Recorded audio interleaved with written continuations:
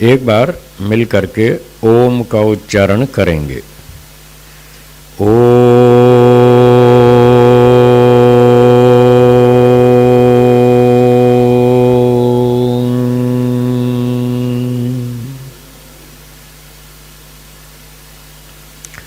उपस्थित सज्जनों, माताओं और बहनों,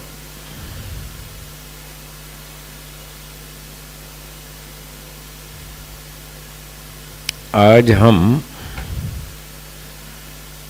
एक पुस्तक का आरंभ करेंगे। देखने में बहुत छोटी पुस्तक है। जितनी छोटी है उतनी ही महत्वपूर्ण है। पुस्तक का नाम है आर्योद्देश्य रत्नमाला।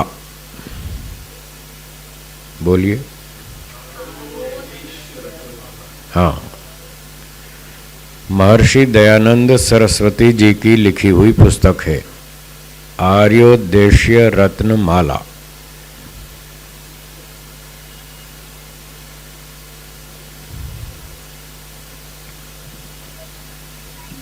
महर्षि दयानंद जी ने वेदों को समझने के लिए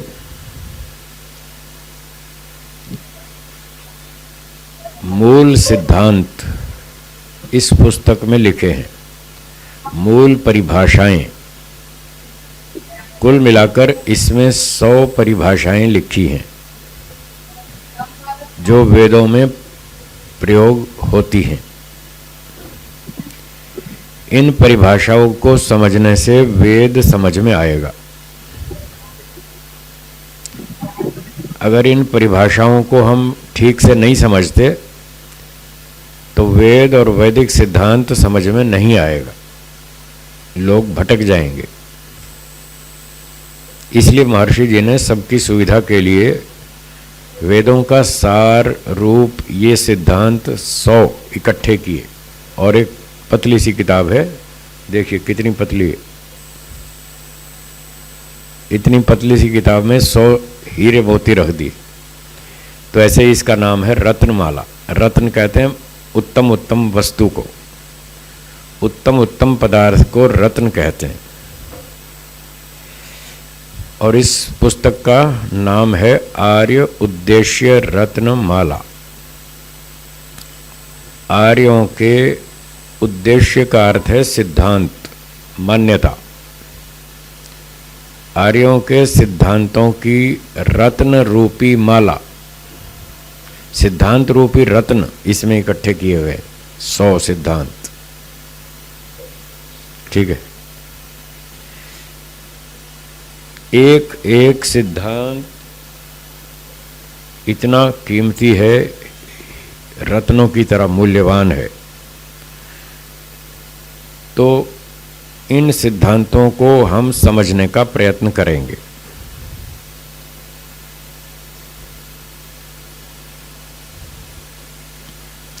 तो पुस्तकें आपके पास होंगी, पुस्तकें खोल लीजिए।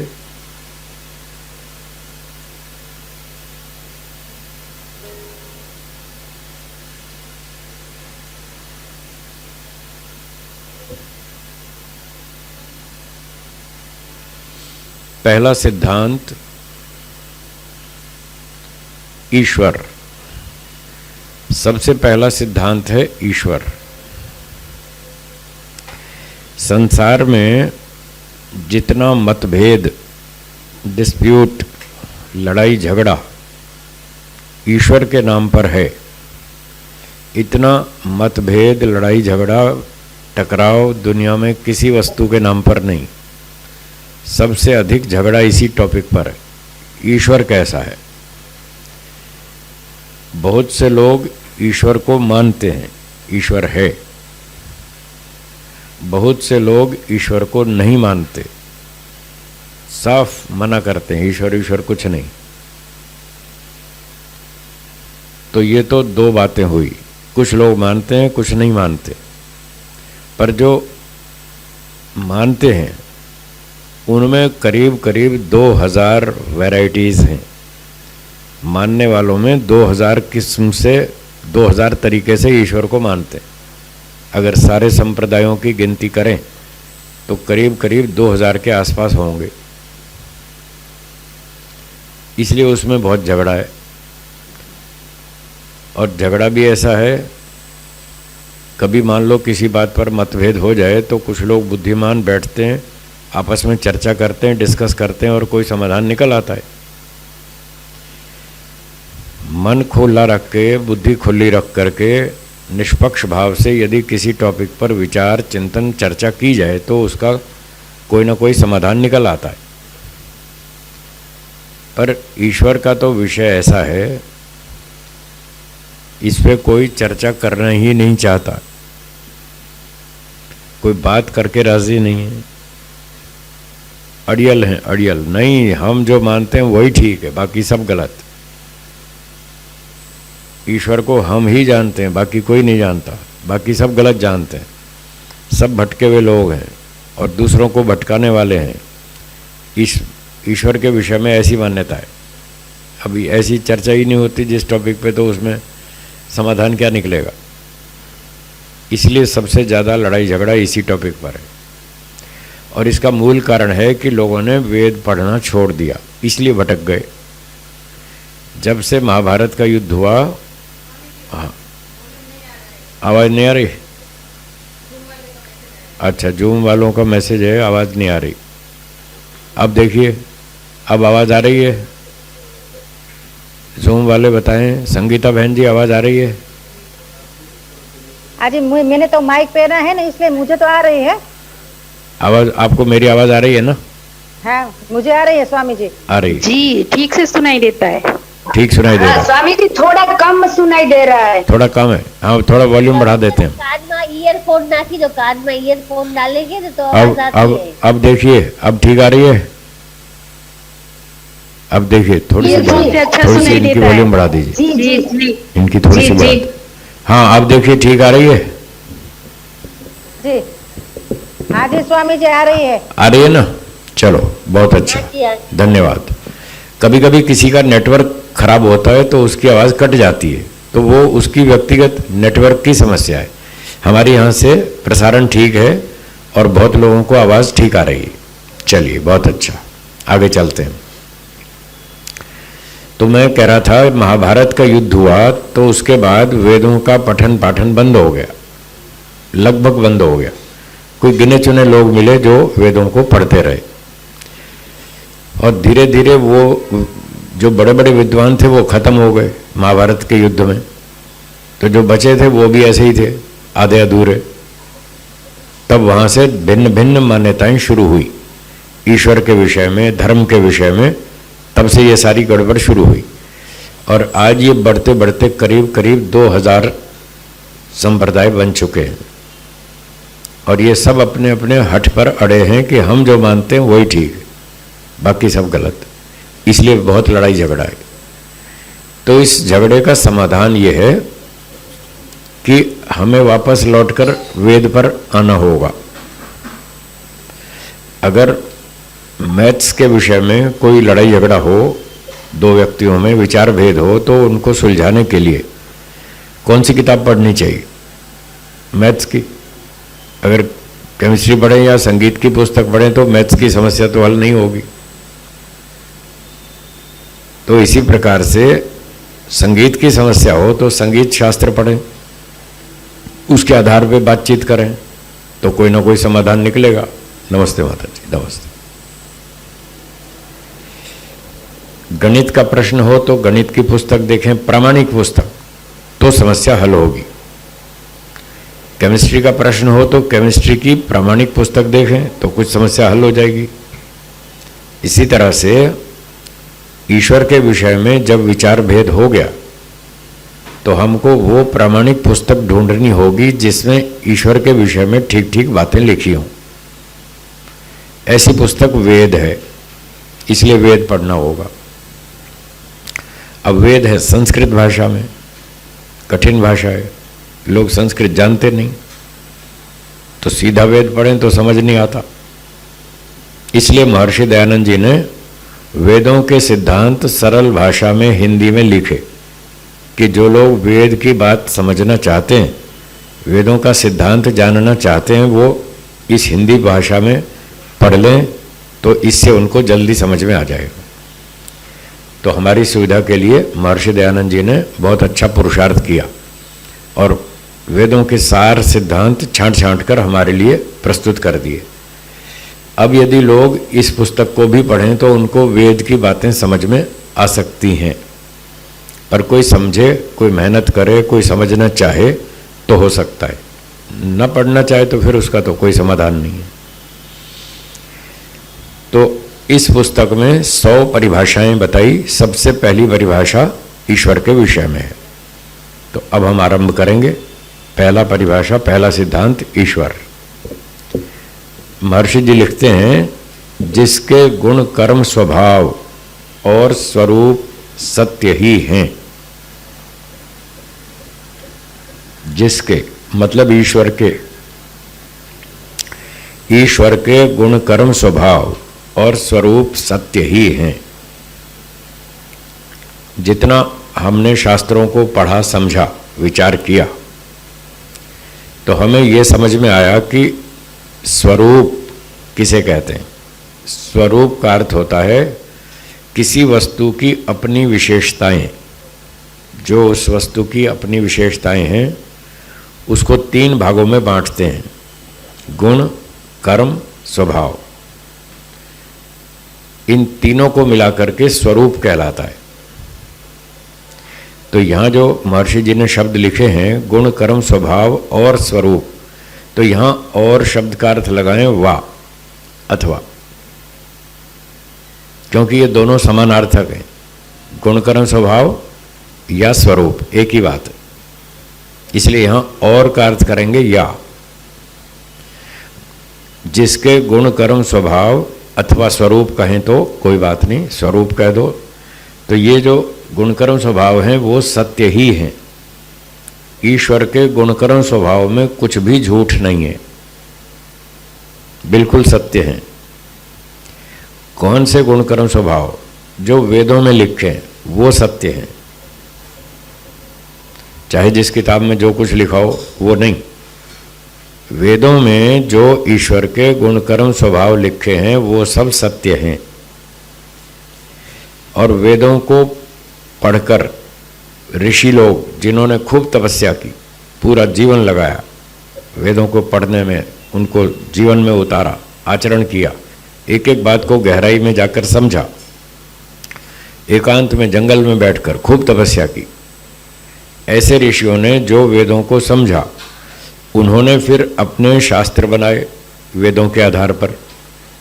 उन्होंने जो ईश्वर के गुणकर्म स्वभाव बताए वो सत्य हैं।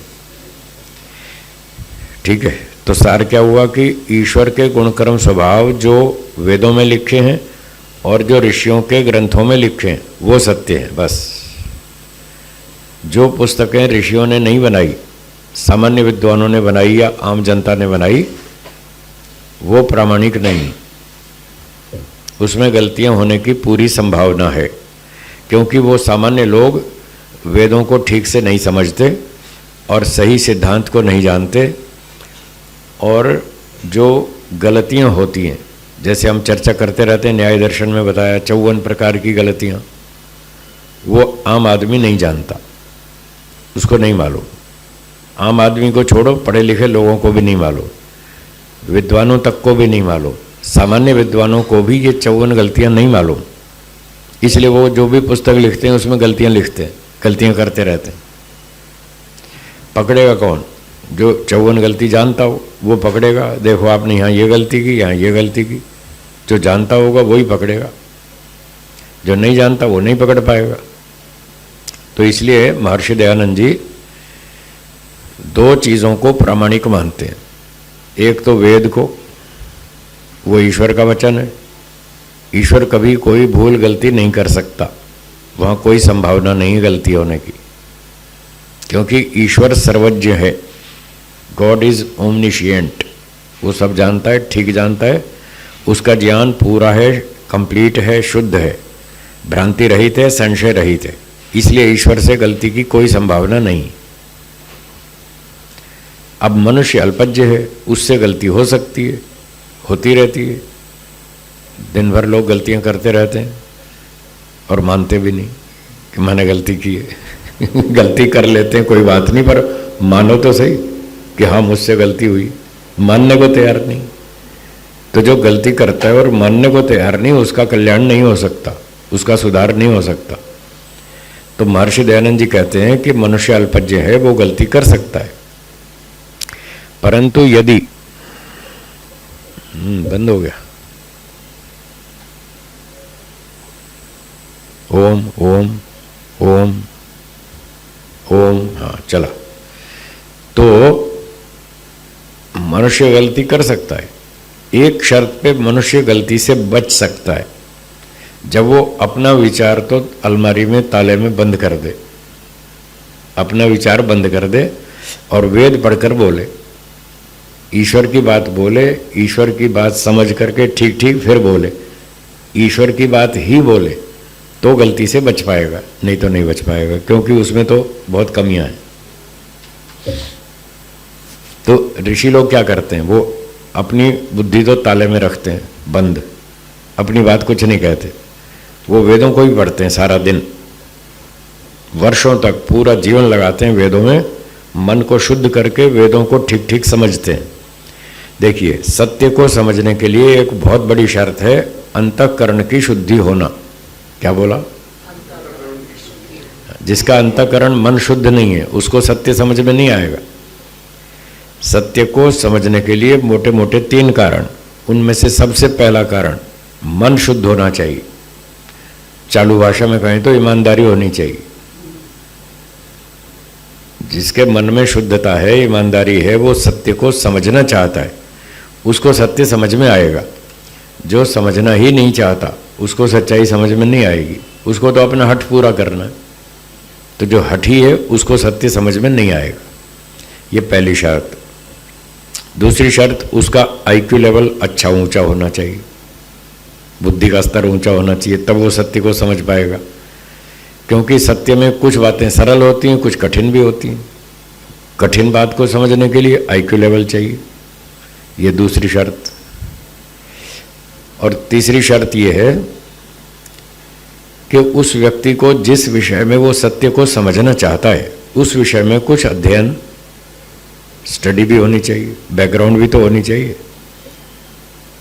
अब मान लो मुझे साइंस की ज़्यादा अनुभव नहीं है, ज़्यादा जानकारी नहीं है, और मैं आपसे कहूँ जो मुझे क्वांटम थ्योरी समझा दो, तो आप समझा देंगे? मेरी स्टडी नहीं है, मैं नहीं समझ पाऊंगा। तो मुझे उस विषय में अध्ययन भी बहुत सारा करना पड़ेगा, फिर भी मुझे समझ में आएगा। तो ये 3 बातें हैं। अब ऋषि लोग क्या करते हैं, वो मन को शुद्ध करते हैं, खूब तपस्या करते हैं, आईक्यू उनका बहुत अच्छा है, बहुत ऊंचा है, और वेदों का अध्ययन करते हैं पूरा जम के, पूरी शक्ति लगाते हैं, इसलिए उनको वेद समझ में आता है। तो फिर सत्य को, वेद को ठीक ठीक समझकर फिर जो वो बताते हैं, पढ़ाते हैं, लिखते हैं, तो वो गलती से बच सकते हैं, बच पाते हैं, बच जाते हैं, और किसी के बस का नहीं। इसलिए महर्षि जी ने कहा कि मैं जो यहाँ बताने आया हूँ आपको वेदों की बातें, मैं कोई अपने घर से नहीं कह रहा हूँ। उन्होंने ये बात लिखी है, नवीन मत चलाने का मेरा लेश मात्र भी अभिप्राय नहीं है, लिखा है ना, भूमिका में लिखा है उन्होंने। ब्रह्मा से लेकर जैमिनी ऋषि तक जो भी वेदों की बात कहते आए, बस मैं वही कहूँगा, अपनी कुछ नहीं कहूँगा। तो ऐसे व्यक्ति सत्य की खोज कर सकता है, सत्य को जान सकता है, सत्य को समझ सकता है, फिर वो दूसरों को समझा भी सकता है। तो इस तरह से हमको चलना चाहिए। तो महर्षि जी कह रहे हैं कि ईश्वर के गुणकर्म स्वभाव सत्य हैं, जो वेदों में लिखे हैं, जो ऋषियों ने बताए हैं, वो सारे सत्य हैं। बाकी अनाड़ी लोगों ने जो कुछ कहा वो गड़बड़ है। तो जब तक वेद नहीं पढ़ेंगे अथवा ऋषियों के ग्रंथ नहीं पढ़ेंगे, तब तक ईश्वर समझ में नहीं आएगा। तो ये महर्षि दयानंद जी खुद भी ऋषि हैं, ये स्वयं इतने उच्च स्तर के व्यक्ति हैं, इसलिए हम उनको प्रमाण मान रहे हैं। महर्षि दयानंद जी कहते हैं, मैं ब्रह्मा से लेकर जैमिनी तक सब ऋषियों को प्रमाण मानता हूँ, और जो ऐसा जैसी बात वो कहते हैं वही मैं कहता हूँ, उनसे अलग कुछ नहीं। और मैं ये कह रहा हूं कि ब्रह्मा से लेकर महर्षि दयानंद जी तक जितने ऋषि हैं हम उनको मानते हैं, हम उन्हीं की बात कहेंगे, अपनी कुछ नहीं कहेंगे। तब तो बात ठीक है, फिर वेद हमको समझ में आएगा। तो ये बात हुई ईश्वर के विषय में। उसके गुणकर्म स्वभाव जितने भी हैं वो सत्य है, उसमें कोई झूठ नहीं है। अब आगे लिखते हैं, जो केवल चेतन मात्र वस्तु है। ईश्वर चेतन मात्र वस्तु है। मेरा प्रश्न है आपसे, क्या ईश्वर कोई वस्तु है? हाँ जी, क्या नाम बताया था आपने? जयदीप जी, आप बताइए, ईश्वर कोई वस्तु है क्या? हाँ या ना? देखो सोच में पड़ गए। इसमें तो लिखा है, आपको समझ में आता है? आप स्वीकार करने को तैयार हैं या नहीं ईश्वर कोई वस्तु है?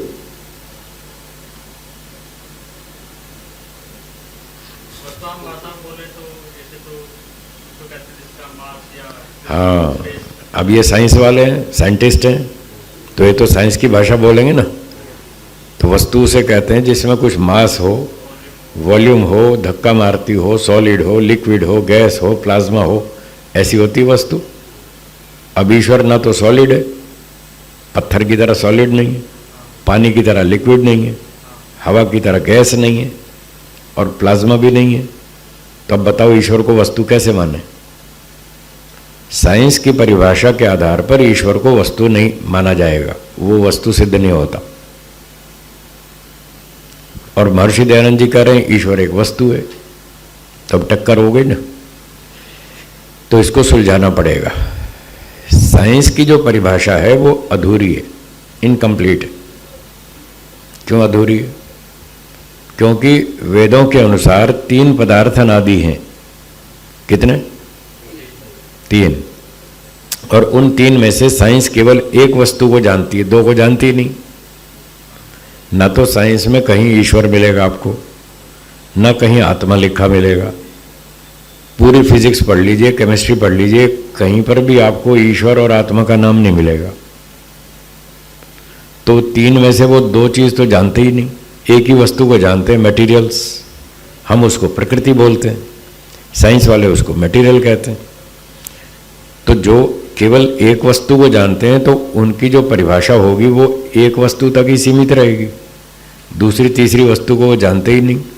इसलिए वो ऐसी परिभाषा बना ही नहीं सकते जो दूसरी और तीसरी को भी कवर कर ले। तो इस कारण से जो साइंस की परिभाषा है वस्तु, पदार्थ, द्रव्य, चीज, वो अधूरी परिभाषा है। अब वेदों की जो परिभाषा है वो कंप्लीट है। वेदों में बताया 3 वस्तुएं हैं, तीनों वस्तु अनादि हैं। एक ईश्वर, दूसरा जीव और तीसरा प्रकृति। तो वेदों की जो परिभाषा है वस्तु की वो तीनों पर लागू होती है, वो कंप्लीट है। उसमें तीनों चीज़ें कवर होती हैं। परिभाषा तो वही होती है जिसमें सारी चीज़ें कवर हो जाएं, तभी उसको परिभाषा मानेंगे। तो वेदों की, ऋषियों की जो परिभाषा है वेदों के आधार पर वो सुनिए। वस्तु किसे कहते हैं? और आप भी बोलिए मेरे पीछे, वस्तु उसे कहते हैं जिसमें कुछ गुण हो। हाँ, ये है वस्तु की परिभाषा। गुण मतलब आपकी फिजिक्स की भाषा में प्रॉपर्टी। वस्तु मतलब सब्सटेंस। वस्तु उसे कहते हैं जिसमें कुछ गुण हो, प्रॉपर्टी हो। बिना गुण के कोई द्रव्य नहीं होता और कोई द्रव्य बिना गुण के नहीं होता। गुण और द्रव्य सदा साथ साथ रहते हैं। तो यही बात साइंस वाले मानते हैं, यही बात दर्शन और वेद मानता है। तो गुण और द्रव्य सदा साथ साथ रहते हैं। तो कोई ऐसा द्रव्य नहीं जिसमें गुण ना हो। तो जिसमें गुण होंगे उसको द्रव्य कहेंगे, वस्तु कहेंगे। ठीक है। अब इस परिभाषा के अनुसार ये बताइए, ईश्वर में गुण है या नहीं? जयंती भाई जी, ईश्वर में गुण है ना? इच्छा है, ज्ञान है, बल है, आनंद है, न्याय है, दया है, सेवा है, परोपकार है। कितने सारे गुण हैं, हजारों गुण हैं। जब ईश्वर में गुण हैं तो ईश्वर वस्तु हुआ या नहीं? हो गया ना? इसलिए महर्षि जी कह रहे हैं ईश्वर एक वस्तु है। अब यही परिभाषा आत्मा पर लागू करेंगे। जीव या आत्मा या जीवात्मा एक ही बात है। क्या आत्मा में कुछ गुण हैं या नहीं है जी? आत्मा में गुण हैं या नहीं? आपके अंदर इच्छा नहीं है क्या? इच्छा एक गुण है। आपके अंदर इच्छा है या नहीं है? ना, थोड़ी अब ज्यादा ज्यादा। यही तो दिक्कत है यही तो समस्या है। ढेर सारी इच्छाएं पाल रखी। ये जो ढेर सारी इच्छाएं पाल रखी यही तो दुख दे रही। वो सारी इच्छाएं पूरी होती नहीं, होती है नहीं होती ना। इच्छाओं को पूरा करने से इच्छाएं बढ़ती जाती हैं, हाँ या ना? क्या किसी व्यक्ति की सारी इच्छाएं पूरी हो सकती हैं? जयदेव जी, सारी इच्छाएं A to Z, जितनी इच्छाएं मन में है, क्या सारी पूरी हो जाएंगी? नहीं होंगी ना। जो इच्छाएं पूरी नहीं हो पाएंगी वो सुख देंगी या दुख देंगी? बस तो ये समझ लो, आज की क्लास का ये पहला फार्मूला सुन के जाओ, याद करके जाओ। हमारे दुखों का कारण, बहुत बड़ा कारण हमारी इच्छाएं हैं। हम खुद ही दुखी हो रहे हैं, अपने कारण से दुखी हैं। तो इसका समाधान है अपनी इच्छाओं को कम करें अपनी इच्छाओं को कम करें, जितना हो सके कम करें। सारी इच्छा छोड़ दें ऐसा नहीं कह रहा हूं, फिर बाद में लोग ध्यान से नहीं सुनते, फिर झगड़ते। अब कल भी रात को क्लास में एक यही चर्चा चली थी। उन्होंने कहा जी जब इच्छा नहीं करेंगे तो फिर प्रोग्रेस कैसे होगी? मैंने कहा ये मैंने कब कहा सारी इच्छाएं छोड़ दो? मैंने तो नहीं कहा। मैंने ये नहीं कहा सारी इच्छाएं छोड़ दो। मैंने ये कहा अपनी इच्छाओं को कम करें, कंट्रोल करें। बस जितना कंट्रोल रखेंगे, जितना कम रखेंगे, उतने ज़्यादा सुखी होंगे। और जितनी इच्छा बढ़ाएंगे उतने ज़्यादा दुखी होंगे। आप मुझसे ज़्यादा सुखी हैं या मैं आपसे ज़्यादा सुखी हूँ? मैं ज़्यादा सुखी हूँ। क्यों? मैंने इच्छाएं कम कर रखी इसलिए सुखी हूँ इसलिए तो सुखी हूँ मैंने अपनी इच्छाएं कम कर रखी। आप भी कम कर लो, आप भी सुखी हो जाएंगे। अब सुखी होना दुखी होना वो तो हमारे हाथ में है। तो सुख दुख के बहुत सारे कारण हैं, उसमें से एक बहुत बड़ा कारण है अपनी इच्छाओं पर कंट्रोल रखना। चलिए, तो इच्छा आत्मा का गुण है। आत्मा में द्वेष भी है, वो कर्म भी करता है, प्रयत्न भी करता है, सुखी भी होता है, दुखी भी होता है, बहुत सारा ज्ञान भी है उसमें, और नई नई बातें सीखता भी रहता है। ये सारे गुण आत्मा में हैं, हाँ या ना? तो वस्तु की परिभाषा क्या थी? जिसमें कुछ गुण हो वो वस्तु। आत्मा में गुण है या नहीं है? गुण है तो वस्तु हो गया। तो आत्मा भी एक वस्तु है। जरूरी नहीं कि वो सॉलिड हो, हाँ जरूरी नहीं लिक्विड हो। ये सॉलिड लिक्विड होना जरूरी नहीं है। बिना सॉलिड लिक्विड भी वस्तुएं होती हैं। तो दो प्रकार की वस्तुएं बताई हैं वेदों में। एक प्रकार की वस्तुओं का नाम है जड़ वस्तु। क्या नाम? जड़ वस्तु। और दूसरी चेतन वस्तु। दूसरी तो कुल तीन वस्तु बताई थी, ईश्वर, जीव, प्रकृति। तीन में से दो तो चेतन वस्तुएं हैं। एक ईश्वर भी चेतन है और दूसरा आत्मा भी चेतन है। ये दो चेतन वस्तुएं हैं। और तीसरी प्रकृति, वो जड़ है, जिसको आप मटेरियल्स कहते हैं। मटेरियल सारे जड़ हैं। अब जड़ और चेतन में क्या अंतर है वो थोड़ा और सुन लीजिए तो और ज़्यादा क्लियर हो जाए बात। जड़ वस्तु के गुण अलग होते हैं, चेतन वस्तु के गुण अलग टाइप के होते हैं, अलग अलग प्रकार के गुण होते हैं। जड़ वस्तु में इच्छा नहीं होती, नो डिजायर। जड़ मटेरियल में कोई डिजायर नहीं होती। Helium, hydrogen, nitrogen, oxygen, copper, gold, silicon, किसी में इच्छा है? नहीं है। Atom, electron, proton, neutron, energy, किसी में इच्छा है? तो ये सारे जड़ पदार्थ। जिसमें इच्छा नहीं है वो जड़, और जिसमें इच्छा है वो चेतन। सीधा सीधा अंतर स्पष्ट है। तो जो फिजिक्स केमिस्ट्री के कुछ पदार्थ मैंने बताए, इनमें किसी में इच्छा नहीं है, ये सारे जड़ पदार्थ हैं। अब मोटे देखो तो टेबल, कुर्सी, स्कूटर, कार, कंप्यूटर, जो बच्चे भी जानते हैं, सब रोज देखते ही रहते हैं। तो इन जड़ पदार्थ, इन सब वस्तुओं में किसी में भी इच्छा नहीं है। स्कूटर में, कार में, कंप्यूटर में, मोबाइल फोन में, टेबल कुर्सी में, किसी में इच्छा नहीं है। ये जड़ वस्तु है। और आपके अंदर इच्छा है। मनुष्य में, गाय में, घोड़े में, कुत्ते में, गधे में, बकरी में, सांप में, सब में इच्छा है। तो इनमें आत्मा है। जहाँ इच्छा है वो आत्मा है, वो चेतन वस्तु है। गाय, घोड़े, कुत्ते, गधे, मनुष्य, पशु, पक्षी का शरीर जड़ है। ध्यान दीजिएगा, हाँ, फिर गड़बड़ ना हो। शरीर तो जड़ है, पशु, पक्षी, मनुष्य आदि का। उसके अंदर जो आत्मा है वो चेतन है। ये इच्छा आदि गुण तो आत्मा के हैं, शरीर के नहीं है। जीवित शरीर में इच्छा दिखती है, जीवित शरीर में हलचल दिखती है, चलना फिरना, गाना, खाना, पीना, नाचना, ये सारी क्रियाएं जीवित शरीर में दिखती हैं। इसलिए दिखती हैं क्योंकि इसमें आत्मा बैठा है, इसलिए दिखती हैं। जब तक बिजली करंट सप्लाई होगी तब तक पंखा चलेगा, और करंट सप्लाई बंद होते ही पंखा बंद हो जाएगा। तो इससे पता चला कि करंट सप्लाई की वजह से पंखा घूम रहा था। तो जब तक आत्मा है तब तक शरीर चलेगा, खाना पीना, नाचना गाना सब चलेगा। और जैसे ही आत्मा निकल जाएगा, शरीर वैसे वो जड़ पंखे की तरह डेड हो जाएगा।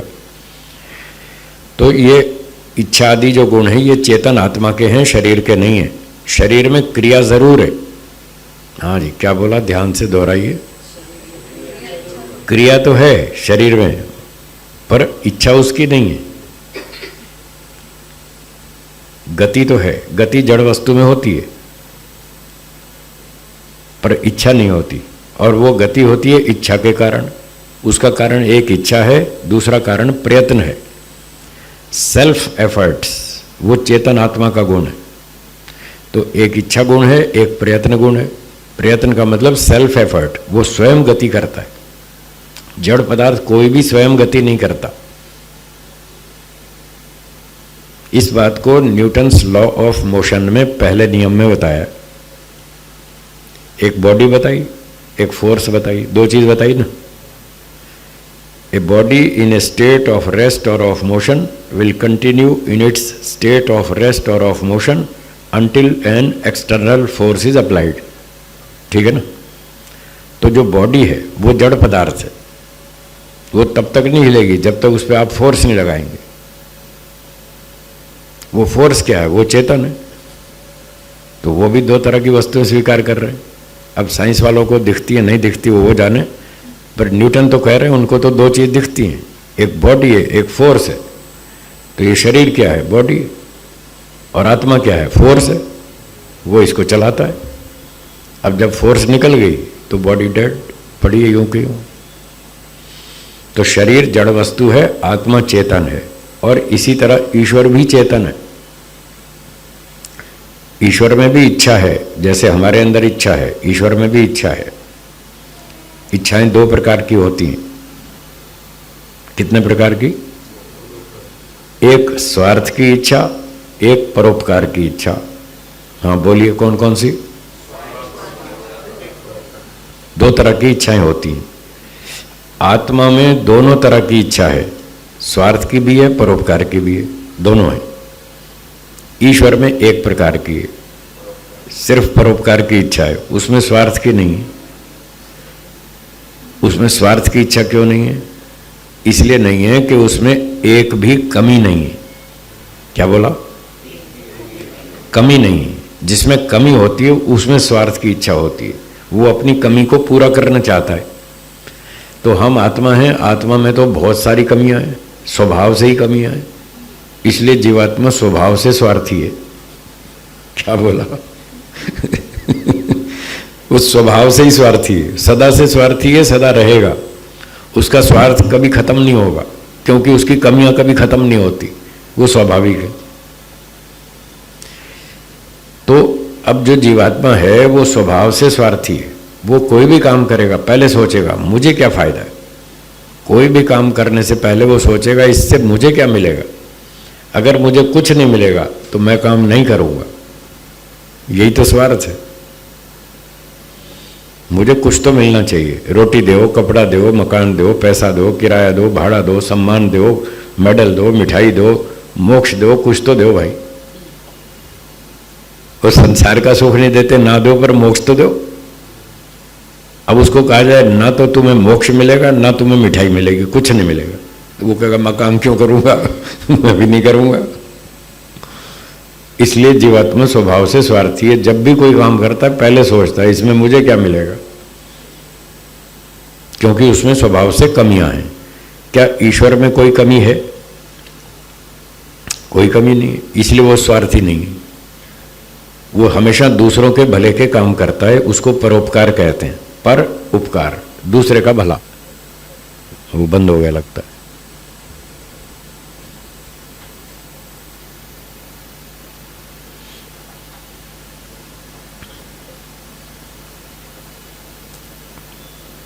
तो ईश्वर में स्वार्थ की इच्छा नहीं है, परोपकार की इच्छा है। इच्छा तो है, अगर ईश्वर में इच्छा नहीं होती तो ईश्वर सृष्टि बनाता ही नहीं।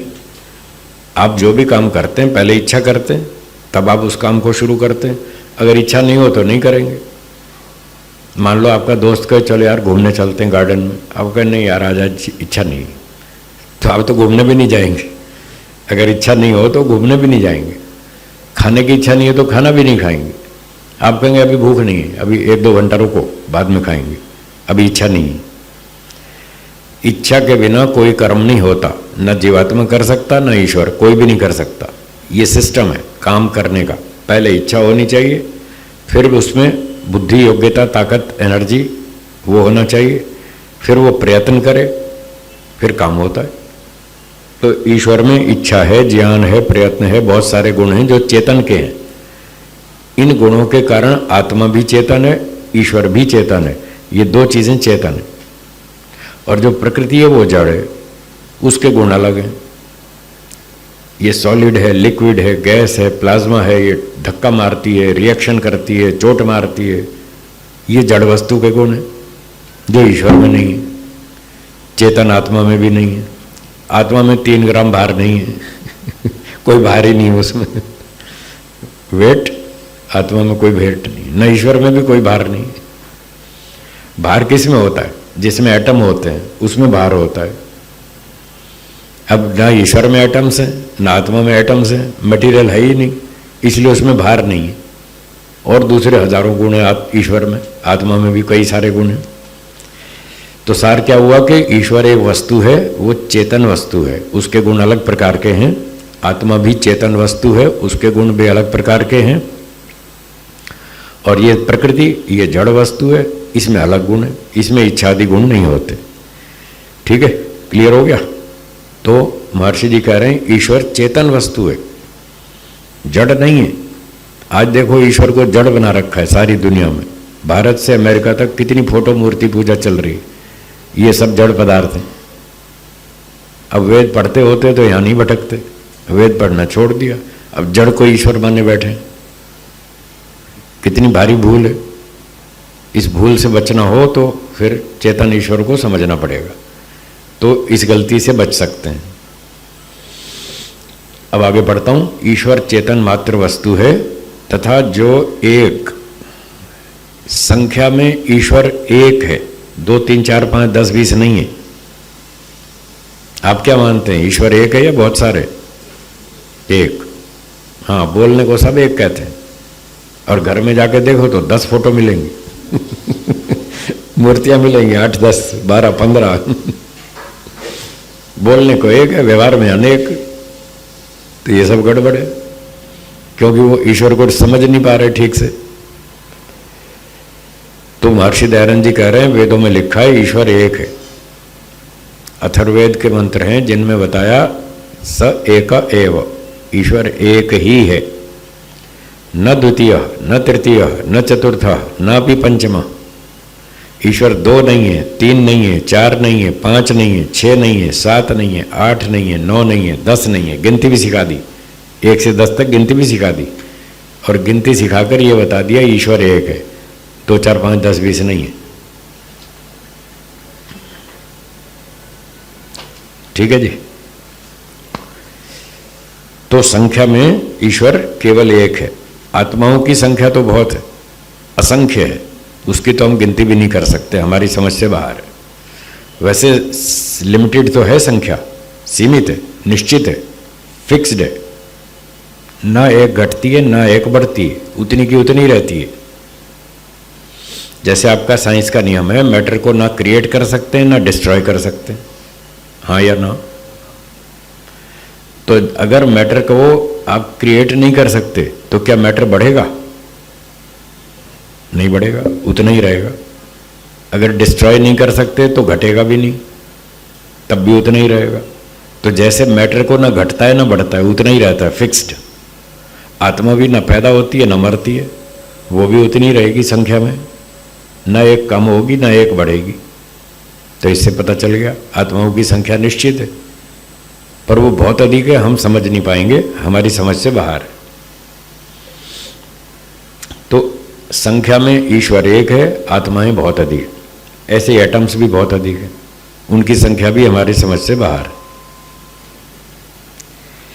अब ईश्वर के बारे में कहते हैं अगली बात, अद्वितीय।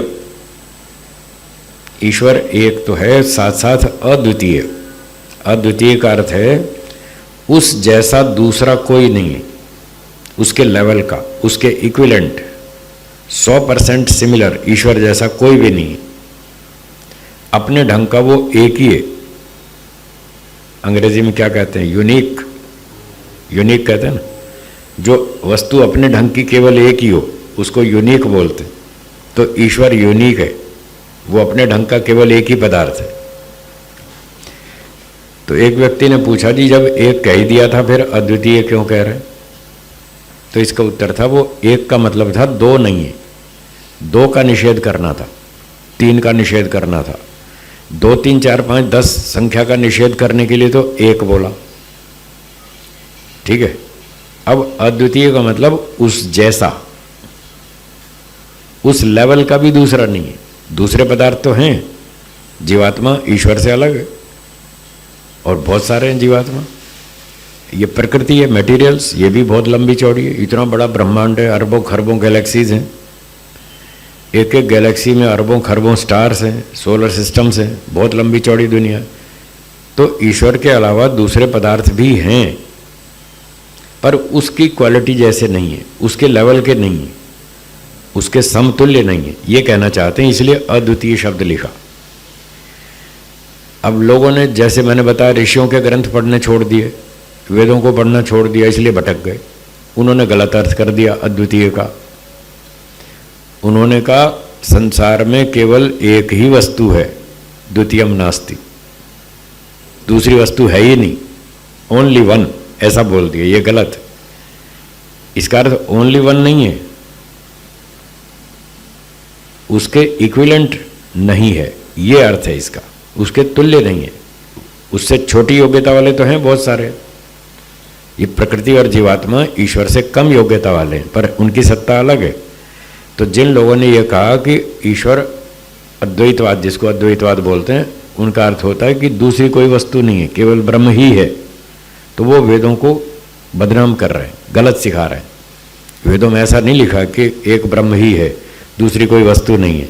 उन्होंने गलत सिद्धांत बता दिया, एकम ब्रह्म द्वितीयम नास्ति। तो जो लोग ऐसा कहते हैं एक ब्रह्म ही है, दूसरी कोई वस्तु है ही नहीं, हमने उनसे ये पूछा, अच्छा ये बताओ, ये चोर डाकू लुटेरे हत्यारे आतंकवादी ये कौन है? ये ब्रह्म है क्या? ब्रह्म ऐसे काम करता है क्या? है जी, ऐसे नहीं करता। इसका मतलब ये ब्रह्म से अलग है। तो फिर आपकी बात तो झूठ है।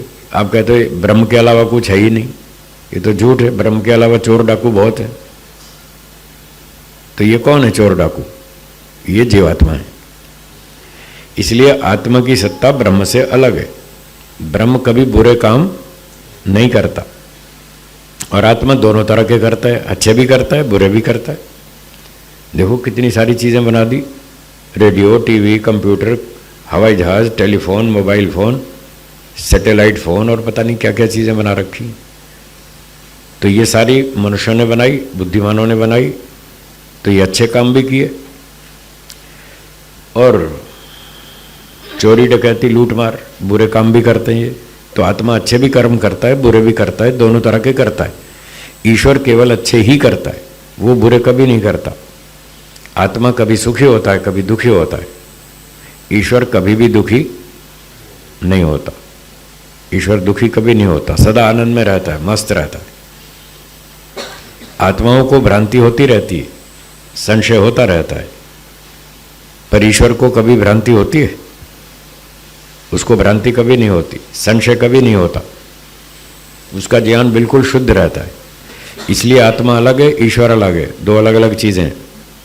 फिर इन लोगों से हमने एक और सवाल पूछा, आप कहते हैं ब्रह्म के अलावा कुछ है ही नहीं, तो हमने उनसे पूछा ये रोटी दाल सब्जी ये क्या है, ये ब्रह्म है क्या? दाल रोटी सब्जी खीर पूरी हलवा मिठाई ये ब्रह्म है क्या? क्या हम ब्रह्म को खा रहे हैं? दाल रोटी रोज खाते हैं, क्या ब्रह्म को खा रहे हैं? ब्रह्म कोई खाने की चीज है? ब्रह्म चेतन वस्तु है, ईश्वर चेतन वस्तु है। चेतन को आप खा नहीं सकते, वो खाने योग्य नहीं है। वो खाने योग्य तो मटेरियल है, जड़ वस्तु है, उसको खा सकते हैं। कपड़े पहनते हैं, ये मटेरियल है। जड़ वस्तु को आप खा सकते हैं, पी सकते हैं, पहन सकते हैं, कार बना के इसमें यात्रा कर सकते हैं। उसके दूसरे उपयोग हैं, चेतन के उपयोग अलग हैं, जड़ के उपयोग अलग हैं। तो ये सारी जड़ वस्तुएं, दाल रोटी सब्जी स्कूटर कार कंप्यूटर, ये ब्रह्म से अलग चीज़ है। तो सामान्य बुद्धि से भी सोचें तो समझ में आती है बात कि कम से कम तीन चीज़ें हैं। एक ईश्वर है, असेंबलर ऑफ दिस यूनिवर्स, जो सारी सृष्टि को बनाता है। और दूसरा जीवात्मा है, कंज्यूमर ऑफ दिस यूनिवर्स, जो इस जगत का भोक्ता है, जिसके लिए जगत बनाया। और तीसरा मटेरियल है, जिसको इस्तेमाल करके जगत बनाया। बिना मटेरियल के कोई वस्तु बनती नहीं, कोई प्रोडक्ट बनती नहीं। आटा नहीं हो तो रोटी बना लेंगे आप? नहीं बन सकती ना। धागे के बिना कपड़ा नहीं बनेगा, ईंट पत्थर के बिना मकान नहीं बनेगा, तो मटेरियल के बिना सृष्टि कैसे बनेगी? इसलिए वेदों में बताया तीन चीज़ अनादि, वो सदा से हैं, सदा रहेंगी। एक ईश्वर, एक आत्मा, एक प्रकृति। तो अद्वितीय का अर्थ ये करना कि दूसरी कोई वस्तु है ही नहीं, ये गलत। इसका ठीक अर्थ ये है कि ईश्वर जैसा दूसरा कोई नहीं, ना तो ईश्वर जैसा कोई दूसरा ईश्वर है। मान लो दो ईश्वर होते और एक समान होते, ऐसा नहीं है। और दूसरी बात, दो ईश्वर तो नहीं है, ईश्वर तो एक है, लेकिन जीव और प्रकृति अन्य पदार्थ जो हैं उनमें से भी कोई वस्तु ऐसी नहीं है जो ईश्वर के इक्विवेलेंट हो, उसके समान गुण वाली हो। दूसरा कोई पदार्थ नहीं है। ये अद्वितीय शब्द का ठीक अर्थ है। तो ये बात महर्षि जी बताना चाहते हैं कि ईश्वर जैसा दूसरा कोई नहीं। फिर अगली बात है सर्वशक्तिमान। ईश्वर सर्वशक्तिमान है। बहुत सारे लोग ईश्वर को सर्वशक्तिमान मानते हैं, स्वीकार करते हैं, पर वही बात है, अर्थ ठीक नहीं समझते, अर्थ में फिर भटक जाते हैं। एक व्यक्ति से पूछा हमने, भाई आप सर्वशक्तिमान मानते हैं? बोले हाँ मानते हैं। हमने कहा सर्वशक्तिमान का क्या अर्थ मानते? बोले सर्वशक्तिमान, सारी शक्तियों वाला, उसमें सारी शक्तियां हैं, वो कुछ भी कर सकता है।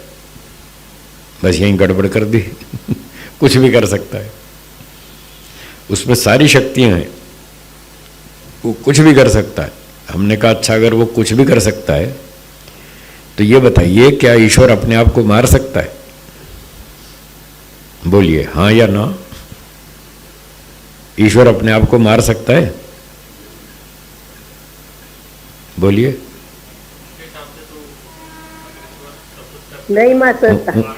उनका गणित अलग है, हमारा गणित अलग है। अच्छा, हम तो 5 अट्ठे 40 मानते हैं, वो क्या मानते हैं? 33 या 44 क्या मानते हैं? या 40? नहीं, आप क्या मानते हैं? और मैं भी 40 मानता हूँ, तो एक ही गणित हुआ ना। अच्छा, हम और आप 5 अट्ठे 40 मानते हैं और वो कहे हम तो 44 मानते हैं, तो आप उनका ठीक ठाक मानेंगे या गड़बड़ मानेंगे? तो फिर तो उनका हिसाब क्या होता है? ये तो पागलपन की बात है। उनका हिसाब कुछ नहीं होता है, हिसाब एक ही होता है, 5 अट्ठे 40। जो 40 से इधर उधर हिला समझ लेना वो पागल है, उसको पागल खाने भेज देंगे। आप बाजार में निकलो ना, पूछो किसी को, हाँ भाई बोलो 5 अट्ठे 44 ठीक है, बोले हाँ ठीक है, आप उसको पागल खाने छोड़ आएंगे, इसका दिमाग खराब है, कहता 5 अट्ठे 44 होता है। जो प्रमाण से इधर उधर हिलेगा, क्या बोला, वो पागल है। ये पागल का लक्षण है। पागल की और क्या पहचान है। आप साइंस पढ़ते हैं, साइंस में रिसर्च करते हैं, कोई नया विद्यार्थी ये कहने लगे कि इलेक्ट्रॉन में पॉजिटिव चार्ज होता है, कौन सा, आप उसको ठीक ठाक मानेंगे या पागल कहेंगे? तो वही तो कहेंगे ना, इसका दिमाग खराब है। इलेक्ट्रॉन में पॉजिटिव चार्ज थोड़ी होता है, उसमें तो नेगेटिव होता है। अब जब नेगेटिव को पॉजिटिव बताएगा तो वो पागल ही, गड़बड़ आदमी। तो इसी तरह से जैसे साइंस में एक ही सिस्टम चलता है, इलेक्ट्रॉन में नेगेटिव चार्ज है, भारत से अमेरिका तक कहीं चले जाओ, सारी दुनिया में एक ही कानून चलता है, इलेक्ट्रॉन में नेगेटिव चार्ज है। अग्नि गर्म होती है ठंडी होती है? गर्म होती है। बच्चे से लेकर 80-90 साल के साइंटिस्ट तक सब मानते हैं अग्नि गर्म होती है। तो एक ही हिसाब है सबका। तो ये कहना गलत है कि साहब हमारे हिसाब से, तुम्हारा हिसाब क्या होता है? तो वो तो पागलों का हिसाब है। पागलों का हिसाब नहीं चलता है, यहाँ बुद्धिमानों का हिसाब चलता है। सत्य एक ही होता है। तो अब उस हिसाब से मैंने पूछा, जो सत्य है वो उसी हिसाब से पूछा। क्या ईश्वर अपने आप को मार सकता है? नहीं मार सकता। तो वो कह रहे थे ईश्वर कुछ भी कर सकता है, तो उनकी बात झूठ है। कहाँ कर सकता है वो? ऐसे बहुत सारे काम हैं जो ईश्वर भी नहीं कर सकता है। उनमें से एक ये है कि ईश्वर खुद को नहीं मार सकता है। दूसरा सवाल, क्या ईश्वर अपने जैसे नए 5 ईश्वर पैदा कर सकता है? नए 5 ईश्वर और बना दे ईश्वर अपने जैसे, बना देगा? नहीं बना पाएगा। तो बात उनकी झूठ है ना, वो जो चाहे सो कर दे। ईश्वर डकैती कर सकता है, लूटमार कर सकता है, ईश्वर अन्याय कर सकता है, ईश्वर चोरी कर सकता है, ईश्वर मूर्ख हो सकता है क्या? फिर खामखा बोल रहे हैं कि ईश्वर जो मर्जी कर सकता है। तो सर्वशक्तिमान का ये अर्थ गलत है कि वो जो चाहे कर दे, गलत है। तो फिर सही अर्थ क्या है?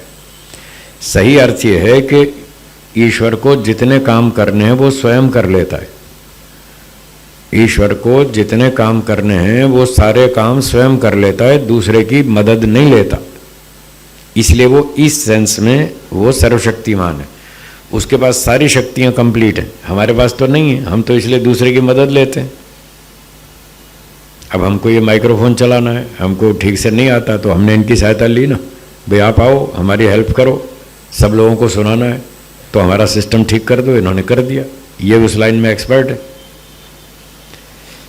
अब भोजन बनाना हमको नहीं आता है तो हम दूसरों की सहायता लेते हैं, माता जी भोजन बना दो हमारे लिए, भूख लग रही है। तो कोई भोजन बना देता है, कोई कपड़े धो देता है, कोई झाड़ू पोछा कर देता है, कोई कार बना देता है, कोई स्कूटर बना देता है। हम तो सबकी सहायता लेते हैं, हम अकेले नहीं काम कर सकते। अल्पशक्तिमान है और ईश्वर सर्वशक्तिमान है। उसको जितने काम करने हैं वो खुद करता है, अपने सारे काम स्वयं करता है, किसी से दूसरे से मदद नहीं लेता। हमको पकोड़े बनाने हो तो पूछना पड़ता है, माता जी बताओ ना कैसे बनेंगे, सलाह लेनी पड़ती है।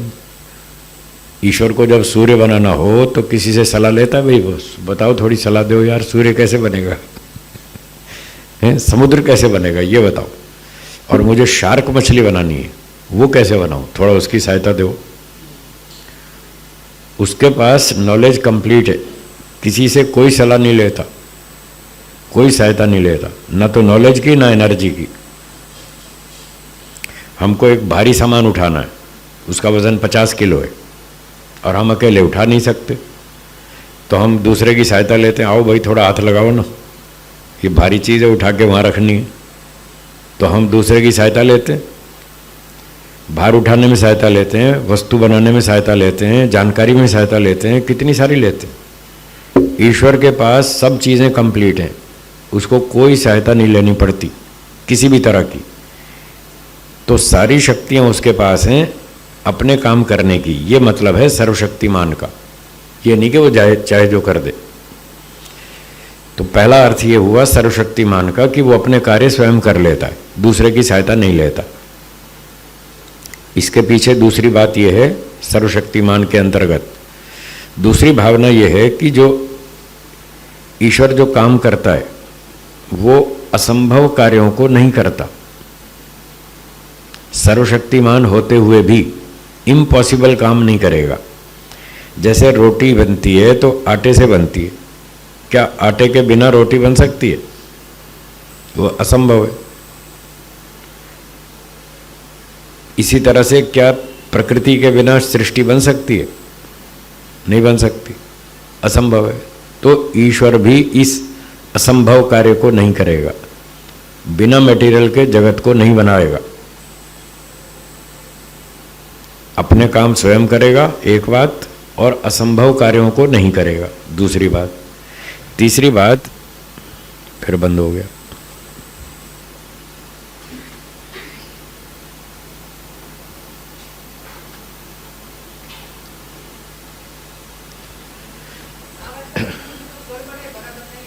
आवाज नहीं आ रही?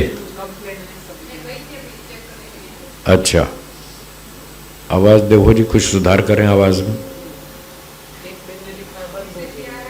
बंद हो गई, इसको निकाल के लगाइए दोबारा।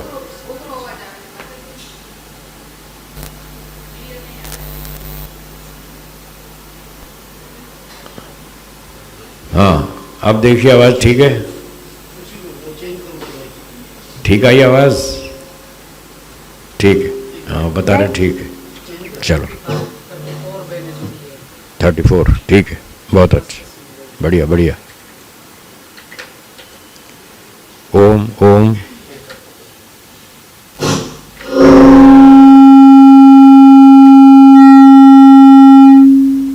ओम ओम, ठीक है। हाँ जी, आवाज फिर बोलिए, ठीक आ रही है? चलो बहुत अच्छा, ठीक आ रही है, ठीक आ रही है। हाँ, तो मैं क्या बता रहा था, अब असंभव कार्यों को नहीं करेगा।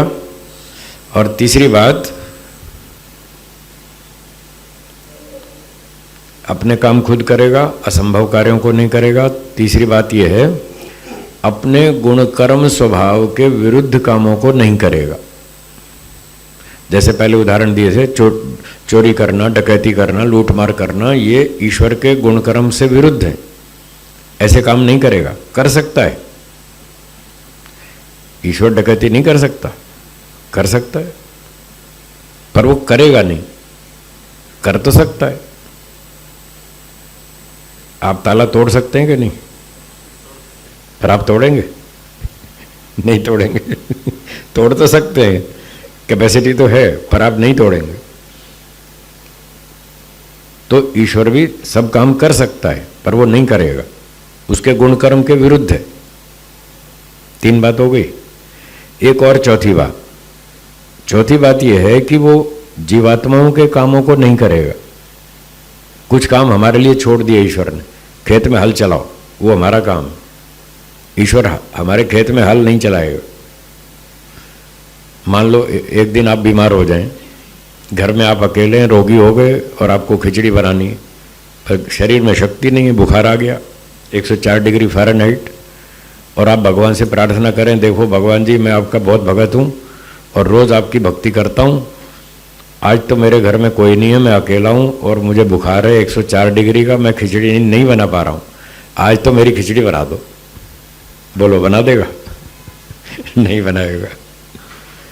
क्या ईश्वर खिचड़ी बना नहीं सकता है? बना सकता है या नहीं? बना सकता है, पर बनाएगा नहीं।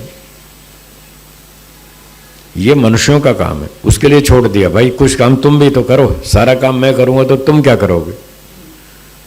भाई संतरे भी मैं बनाऊं, खरबूजे भी मैं बनाऊं, हैं आलू भी मैं बनाऊं, बैंगन भी मैं बनाऊं, तो लड्डू तो तुम बनाओ। अब तुम्हारे लड्डू भी मैं बनाऊं, पूरी भी मैं बनाऊं, खीर भी मैं बनाऊं, हलवा भी मैं बनाऊं, तो तुम क्या करोगे? जब खाएगा, ऐसे फ्री में थोड़ी मिलता है, हाँ मुफ्त में नहीं मिलता है। तभी तो खाने को देगा जब कुछ काम करेंगे। मुफ्त में ईश्वर नहीं देता है, वो कहता काम करो। तो इसलिए कुछ काम उसने हमारे लिए जानबूझ के छोड़ दिए, ये तुम करो, अगर इतने काम करोगे तभी खाने को दूंगा, नहीं तो दूंगा भी नहीं, खाने को भी नहीं दूंगा। तो ईश्वर दयालु है, इसलिए हमको वो खिलाना चाहता है, तो खाने को तब देगा जब हम काम करेंगे। इसी वजह से कुछ काम छोड़ दिए कि लड्डू तुम बनाओ, संतरा मैं बनाऊंगा गोल गोल। लोग कहते हैं भगवान गोल गोल लड्डू कैसे बनाएगा? अरे देखो, भगवान ने गोल गोल संतरे बना रखे हैं, उसमें टेक्नोलॉजी है, बुद्धि है, ताकत है, योग्यता है, सब कुछ है। जब वो गोल गोल संतरे बना सकता है, गोल गोल खरबूजे बना सकता है, तो आपके गोल गोल लड्डू नहीं बना सकता? खूब बना सकता है। ये पृथ्वी देखो कितना बड़ा गोल लड्डू बना रखा है इतना बड़ा लड्डू बना रखा है गोल गोल। सूर्य बना रखा है, इतने अरबों खरबों पदार्थ बना रखे हैं, सारे गोल गोल बना रखे हैं, तो क्या एक छोटा सा लड्डू नहीं बना सकता? खूब बना सकता है, पर वो नहीं बनाएगा, उसने हमारे लिए छोड़ दिया, ये काम तुम करो। तो खेत में बीज बोना वो हमारा काम है, हल चलाना वो हमारा काम है, पानी डालना वो हमारा काम है, वर्षा वो ईश्वर का है, गेहूं बनाना, बीज बनाना उसका काम, फसल बनाना उसका काम, खेत से काट के लाना हमारा काम, फिर उसका आटा बनाना वो हमारा काम, फिर उसकी रोटी बनाना वो मनुष्यों का काम, फिर उसको खाना वो भी मनुष्यों का काम, लेकिन उसको पचाना ये अपना काम नहीं है, ये ईश्वर का काम है। हम खा तो लेते, खेत से फसल काट लाए, वो कूट पीस करके आटा बना लिया, रोटी बना ली, पराठा बना लिया, खा लिया, यहाँ तक तो हमको आता है, पर पराठे खाने के बाद उसको पचाएंगे कैसे वो नहीं आता हमको, वो ईश्वर का काम। तो इस तरह दोनों के काम बटे हुए हैं, वो अपने काम करता है, हम अपने काम करते हैं, हमारे काम वो नहीं करेगा, वो कर सकता है पर नहीं करेगा, और हम ईश्वर का काम कर ही नहीं सकते। हम तो कर ही नहीं सकते, हमारी ताकत ही नहीं, न हमारे पास बुद्धि योग्यता है, न शक्ति है करने की। हम गेहूं के दाने नहीं बना सकते, हम सूर्य पृथ्वी को नहीं बना सकते, हम बकरी का शरीर नहीं बना सकते, मक्खी का शरीर नहीं बना सकते, हमको नहीं आता बनाना। तो उसके काम हम कर नहीं सकते, पर हमारे काम वो कर सकता है, फिर भी करता नहीं है, उसने अपनी सीमा बना रखी है। तो सर्वशक्तिमान में ये चौथी बात थी कि वो कर तो सकता है पर करेगा नहीं। ठीक है जी, ये है सर्वशक्तिमान का ठीक अर्थ। चलिए आगे चलते हैं। निराकार, ईश्वर निराकार है। बस ये निराकार को समझना ही कठिन है, यही समझ में नहीं आ रहा लोगों को। वो साकार बनाए बैठे सारे, फोटो मूर्तियां एक से एक, बड़े बड़े मंदिर, हजारों हजारों मूर्तियां एक एक मंदिर में। साउथ में जाकर देखिए, इतने बड़े बड़े मंदिर हैं, उनके गेट हैं कई सारे, तो 7-8 तो गेट हैं, और एक एक गेट के ऊपर वो लंबा लंबा लंबा बना रखा है, दीवारें ऊंची ऊंची, और फिर उसके ऊपर सैकड़ों हजारों मूर्तियां लगा रखी हैं। वो सारे के सारे यही माने बैठे हैं ईश्वर साकार है, वो अवतार लेता है, कभी श्री कृष्ण जी के रूप में अवतार लेता है, कभी राम जी के रूप में, कभी सुअर के रूप में, कभी मछली के रूप में, पता नहीं कैसे कैसे अवतार बना दिए। अब वेदों में तो कहीं भी नहीं लिखा कि ईश्वर साकार है या वो अवतार लेता है, ना तो अवतार लेता है ना वो साकार है। तो कैसा है फिर? ईश्वर निराकार है, उसमें आकार नहीं है, शेप, आकार मतलब शेप, कोई कलर, कोई डिजाइन, कोई शेप, रूप रंग, नीला पीला काला कुछ नहीं, कोई चतुष्कोण हो, षडभुज हो, अष्टभुज हो, ऐसी कोई शेप वाला हो, कुछ नहीं। आकार होता है जड़ पदार्थों में, जड़ में भी एटम्स वाले जड़ पदार्थों में, ध्यान दीजिएगा। जड़ पदार्थ भी दो तरह के, चलो आज आपको नई बात पता चलेगी जड़ पदार्थ भी दो तरह के। एक जड़ पदार्थ ऐसे हैं जिनमें एटम्स होते हैं, परमाणु होते हैं। एक जड़ पदार्थ ऐसे होते हैं जिसमें एटम्स नहीं होते, फिर भी वो जड़ पदार्थ हैं। बिना एटम के भी जड़ पदार्थ होते हैं। जड़ चेतन की परिभाषा बताई थी मैंने, याद है? जड़ और चेतन की परिभाषा बताई थी ना। चेतन उसको कहते हैं जिसमें इच्छा आदि गुण हो, इच्छा हो, ज्ञान हो, प्रयत्न हो, उसको क्या बोलेंगे? चेतन। और जिसमें इच्छा, ज्ञान, प्रयत्न आदि गुण ना हो वो जड़। तो प्रकृति, मटेरियल, इसमें तो एटम्स हैं, पृथ्वी, सूर्य, चंद्रमा, तारे, टेबल, कुर्सी, इनमें सब में परमाणु हैं, तो ये जड़ पदार्थ हैं, ठीक है। और इनमें इच्छा आदि कुछ नहीं है, इच्छा, ज्ञान, प्रयत्न आदि कोई गुण नहीं है, और एटम भी है। तो ये वो पदार्थ हैं जो परमाणु वाले जड़ द्रव्य हैं, परमाणु भी हैं और जड़ भी हैं। अब जो बिना परमाणु वाले जड़ पदार्थ हैं वो हैं स्पेस, खाली जगह, जिसके अंदर पूरा यूनिवर्स टिका हुआ है। सारी सृष्टि जिसमें निवास करती है वो स्पेस, खाली जगह, उसमें कोई परमाणु नहीं है, उसको आकाश बोलते हैं। वेद की भाषा में क्या बोलेंगे? आकाश। उस आकाश में तो सारा ब्रह्मांड खड़ा हुआ है, उसमें कोई परमाणु नहीं है और वो जड़ है। उस आकाश में कोई इच्छा नहीं, कोई ज्ञान नहीं, कोई प्रयत्न नहीं, है ही नहीं कुछ भी, फिर भी वो जड़ है। एटम भी नहीं है, फिर भी है वो। दूसरी वस्तु है दिशा, डायरेक्शन, पूर्व, पश्चिम, उत्तर, दक्षिण, ये जो दिशाएं हैं इसमें कोई परमाणु नहीं है, कोई एटम नहीं है और इच्छा, ज्ञान भी नहीं है, तो ये जड़ हुई। बिना परमाणु वाली दूसरी वस्तु दिशा, और तीसरी वस्तु टाइम, समय, काल। काल के भी कोई परमाणु नहीं है और वो भी जड़ है। काल में कोई इच्छा नहीं, कोई ज्ञान नहीं, कोई प्रयत्न नहीं, तो टाइम भी तो कुछ है ना। तो वो ऐसा पदार्थ है जिसमें ज्ञान, इच्छा भी नहीं है, इसलिए चेतन नहीं है, और एटम नहीं है, इसलिए वो परमाणु वाला भी नहीं है, लेकिन है, जड़ तो है। टाइम के बिना तो आपका जीवन नहीं चले। आप पूछते हैं जी शाम को क्लास कितने बजे होगी, अब हमने टाइम नहीं बताएं तो आप कैसे आओगे टाइम पर? टाइम के बिना तो हम जी नहीं सकते, सारे काम चलते हैं, टाइम से चलते हैं। ट्रेन कितने बजे आएगी, फ्लाइट कितने बजे आएगी, भोजन कितने बजे मिलेगा, हैं? टाइम के बिना तो क्या होता है? आप कार खरीदते हैं, क्यों साहब नई है? बोले हाँ बिल्कुल ब्रांड न्यू, नई है। फिर दूसरी कार देखी, ये तो यूज्ड कार है। अच्छा कब खरीदी थी? इसको 6 महीना हो गया। तो टाइम के बिना तो पता क्या चलेगा ये कितनी पुरानी है। तो टाइम के बिना कोई व्यवहार नहीं चल पाएगा, इसलिए समय भी एक वस्तु है, एक द्रव्य है। एक व्यक्ति ने पूछा जी न तो परमाणु है, समय के, काल के, न तो परमाणु है, न उसमें ज्ञान है, चेतना भी नहीं, परमाणु भी नहीं, फिर द्रव्य कैसे हुआ? तो हमने कहा परिभाषा याद कर लो, वस्तु की परिभाषा बताई थी। क्या परिभाषा थी? जिसमें गुण होते हैं वो वस्तु होती है, द्रव्य होता है। तो ये हमारे शास्त्र में लिखी है परिभाषा, रिटन प्रूफ के साथ। महर्षि कणाद जी ने ये परिभाषा लिखी है वैशेषिक दर्शन में। जिसमें गुण होते हैं वो वस्तु होती है, रिटन प्रूफ है, लिखित। और फिर आगे बताया 2 तरह की वस्तुएं होती हैं।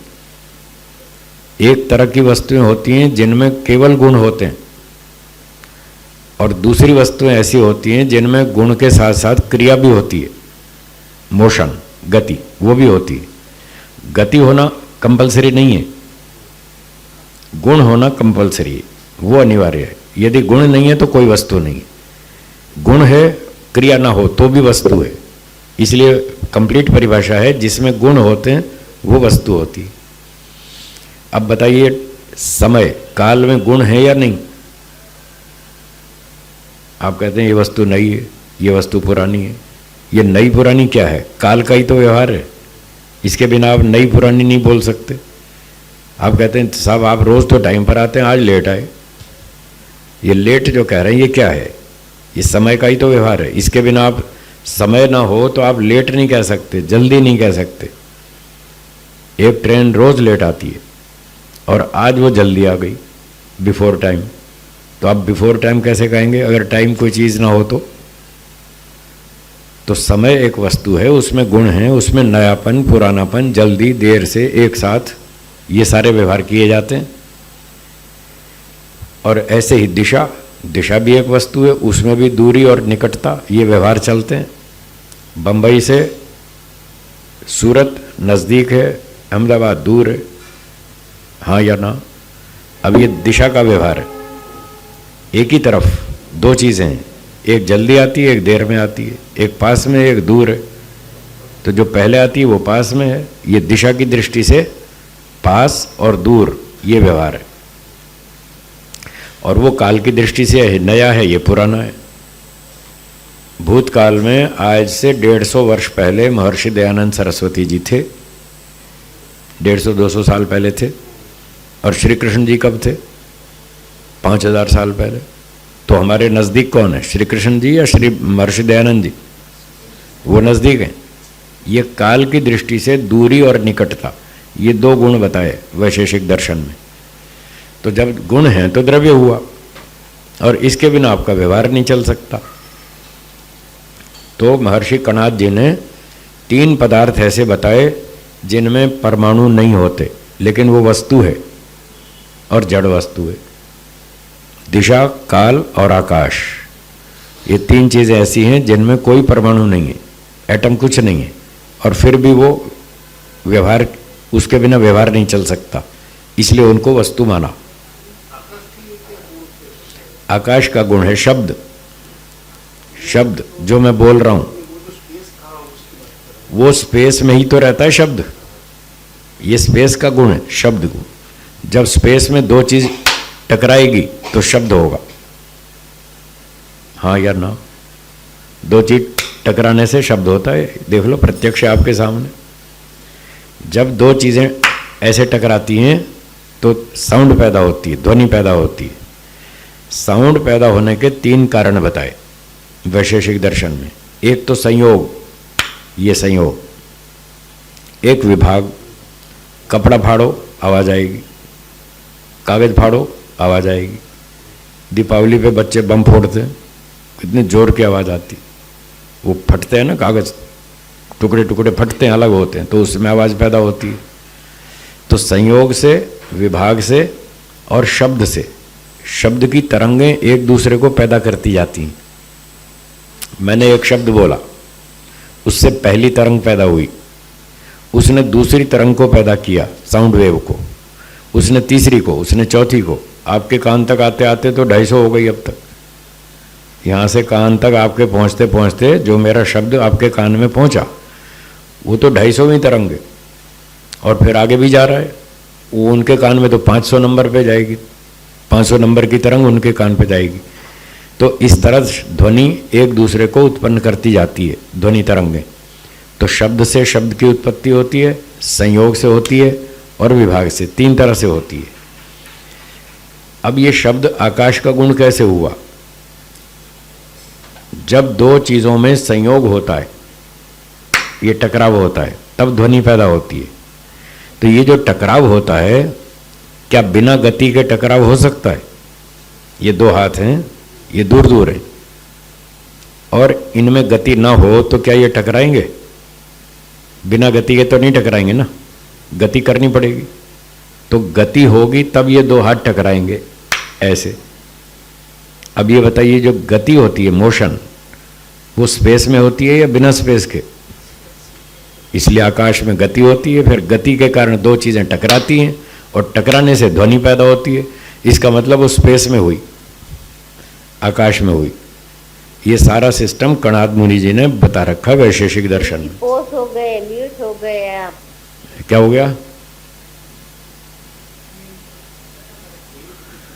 तो ये सारी बातें महर्षि कणाद ने बता रखी हैं। मैंने आपको बोला था कि ब्रह्मा से लेकर महर्षि दयानंद तक जो मानते हैं मैं वही सुनाऊंगा। मेरी बात तो मैं ताले में रखता हूँ अपनी कुछ नहीं कहता। हाँ, कनेक्शन कट गया, इसका कनेक्शन कट गया, नेट वीक हो गया लगता है। जुड़ रहा है, दोबारा जुड़ रहा है। हो गया, वापस जुड़ गया। है जी? हाँ, अब कर दिया, चालू कर दिया। आ रही आवाज? आ रही है ना? ठीक है। पंचमा भूत में जो आकाश है परमाणु वाला, वो दूसरा है, वो अलग है, ये अलग है। वैशेषिक दर्शन में परमाणु रहित आकाश की चर्चा है। हाँ, वो तन्मात्रा से बना, वो अलग है। उसमें परमाणु है, हाँ वो अलग है, ये अलग है। खाली, हाँ पूरा खाली जगह है, पूरा ब्रह्मांड नष्ट हो जाएगा, आकाश परमाणु वाला वो भी नष्ट हो जाएगा। वो सारे परमाणु कहाँ ठहरेंगे? इस आकाश में। काल, ये भी अनादि, तो 3 वो अनादि, 3 ये अनादि, टोटल 6 अनादि। ये 6 अनादि पदार्थ हैं जो हमारे शास्त्रों में ऋषियों ने लिखे हैं, ये सब लिखे हैं। वैशेषिक दर्शन में इन तीनों का नाम है दिशा, काल, आकाश। और बताया ये गुण वाले द्रव्य हैं, निष्क्रिय द्रव्य हैं, इनमें क्रिया नहीं होती क्योंकि ये आते नहीं जाते नहीं, मोशन होती नहीं क्योंकि इनमें परमाणु नहीं है। परमाणु नहीं और सर्वव्यापक हैं इसलिए मोशन नहीं होती। जो वस्तु छोटी है, एक देशी है, इसमें गति हो सकती है। इसमें परमाणु भी हैं और एक देशी है इसलिए गति हो सकती है। स्कूटर कार परमाणु वाली वस्तु है और एक देशी है इसलिए स्कूटर कार में गति हो जाती है। बंद हो गई वहां से।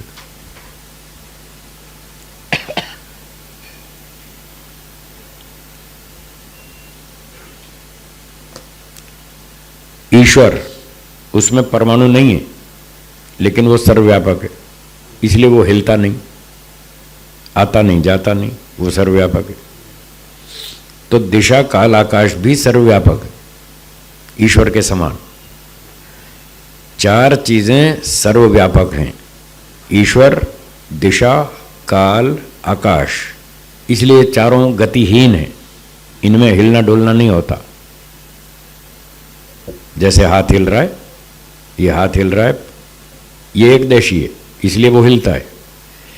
आत्मा में परमाणु नहीं है लेकिन वो एक देशी होने से वो भी आता है और जाता है।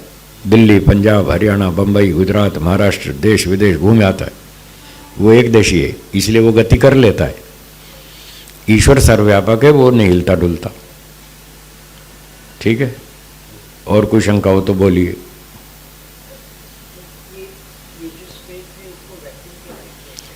वैक्यूम उस स्पेस को कहते हैं जहां हवा गायब है, हवा नहीं है।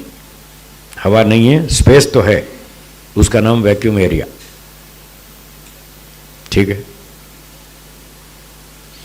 और किसी की शंका हो तो बोलिए। ज़ूम वालों की कोई शंका हो तो पूछिए। कक्षा का समय समाप्ति की ओर है, अब थोड़ी शंका समाधान कर लें 5-7 मिनट। तो जिनको शंका पूछनी हो बोलिए।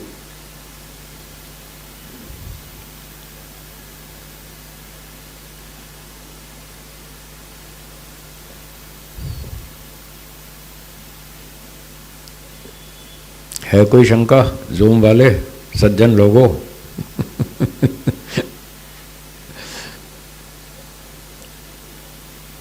कोई नहीं बोल रहा, ठीक है, फिर विराम दें। हाँ बोलिए।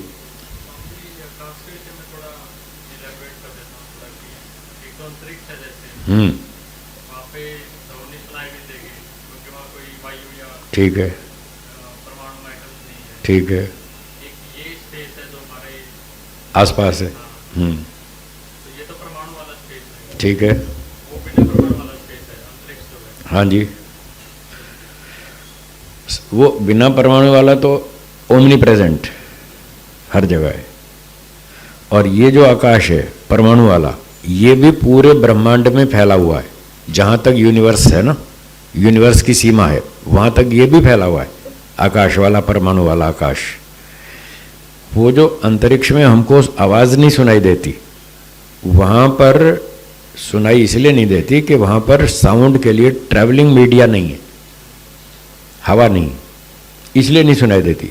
साउंड तो वहाँ होगी, आप 2 चीज़ें वहाँ टकराएंगे, आवाज़ तो वहाँ भी पैदा तो होगी, पर वो हमारे कान तक नहीं पहुँचेगी क्योंकि वहाँ से उठा के यहाँ तक लाने के लिए साधन नहीं है।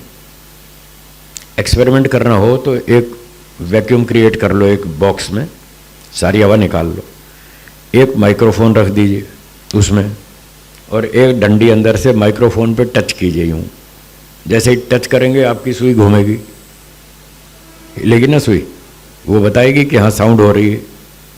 पर क्योंकि वैक्यूम है, साउंड के लिए ट्रैवलिंग मीडिया नहीं है, इसलिए आप सुन नहीं पाएंगे, पर वो माइक्रोफोन बता देगा कि हाँ साउंड हुई है। तो इसलिए जहाँ जहाँ आकाश है वहाँ शब्द तो होगा, हमें सुनाई नहीं देगा। बस सुनाई वहाँ देगा जहाँ वहाँ से चलकर हमारे कान तक आ जाए, और वहाँ से कान तक आने के लिए उसको साधन माध्यम चाहिए। वो माध्यम होगा तो सुनाई देगा। लोहा जो है, रेल की पटरी लोहे की होती है ना, अब ट्रेन आ रही हो तो आप कान लगाओ, आपको खटखट खटखट सुनाई देगी। वो ट्रैवलिंग मीडिया है साउंड के लिए, तो उससे आवाज़ चली जाती है। ये माइक्रोफोन से हम बोल रहे हैं, ये आवाज़ जा रही है वहाँ तक मशीन में, और मशीन से स्पीकर में जा रही है, स्पीकर से फिर हवा में जा रही है, हवा से फिर आपके कान में जा रही है।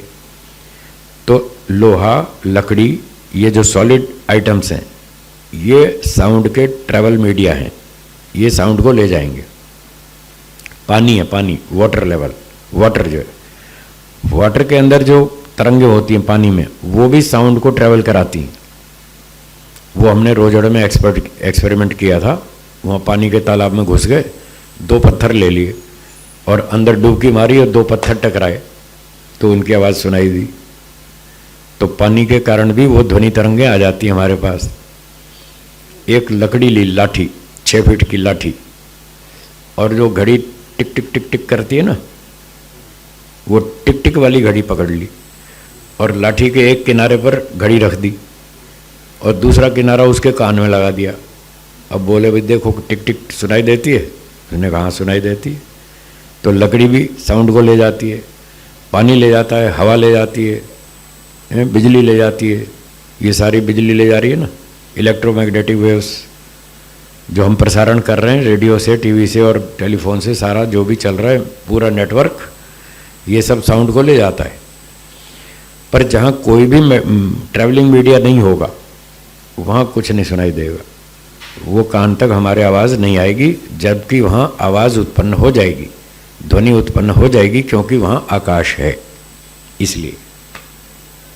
ठीक है, चलिए, तो समय समाप्त हो रहा है और कोई शंका भी आई नहीं, तो यहाँ पाठ को विराम देते हैं। दोपहर बाद 4:30 बजे से 6 बजे तक, शाम को 4:30 से 6 बजे तक दोबारा हमारी आगे कक्षा चलेगी।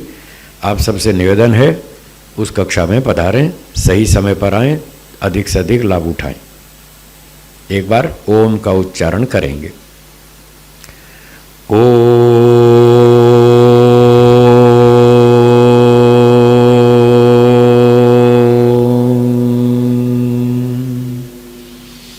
दोनों हाथ जोड़िए और बोलिए, सर्वेभ्यो नमः।